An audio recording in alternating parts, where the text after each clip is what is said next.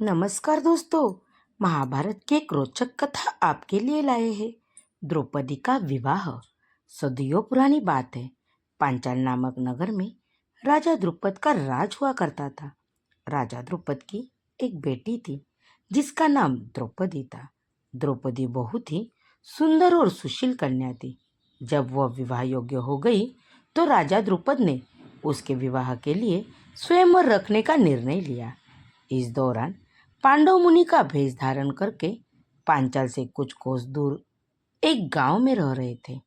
जब उन तक द्रौपदी के स्वयंवर की सूचना पहुंची तो वेद व्यास के आदेश पर उन्होंने पांचाल जाकर स्वयंवर में भाग लेने का निर्णय लिया। पांचाल जाते समय उन्हें रास्ते में धौमक नामक एक ब्राह्मण मिला, जिसके साथ वो ब्राह्मण का भेष धारण करके स्वयंवर पहुंचे। स्वयंवर में दूर दूर से बड़े बड़े राजा, महाराज और राजकुमार पधारे हुए थे।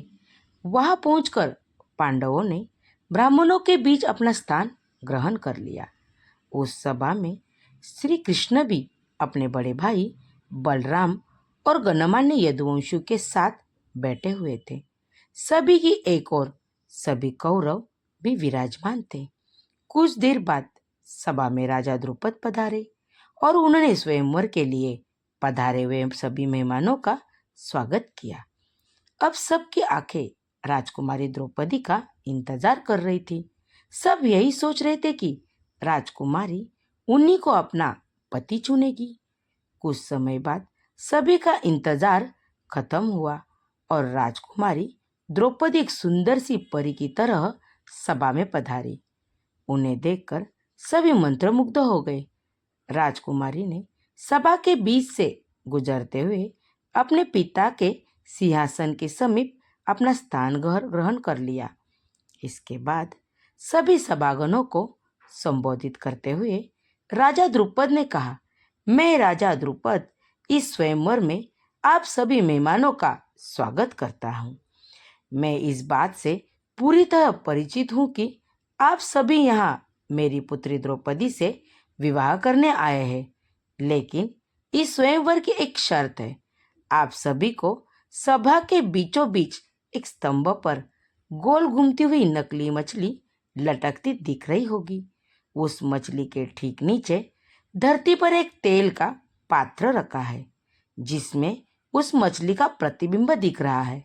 स्वयंवर की शर्त यह है कि जो भी धनुर्धार प्रतिबिंब में देखकर मछली की आंख पर निशाना लगा देगा, वही स्वयंवर का विजेता होगा और उसी से द्रौपदी का विवाह होगा।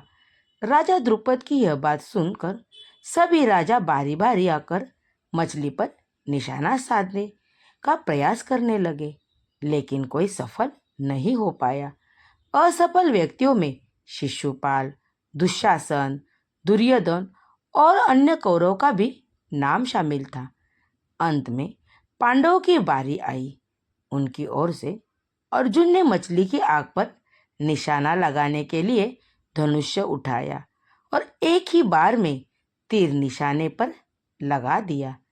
यह देखकर सब आश्चर्यचकित हो गए कि एक ब्राह्मण ने इतना सटीक निशाना लगा दिया।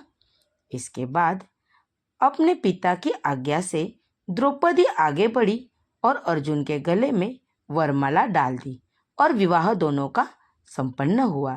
Thank you.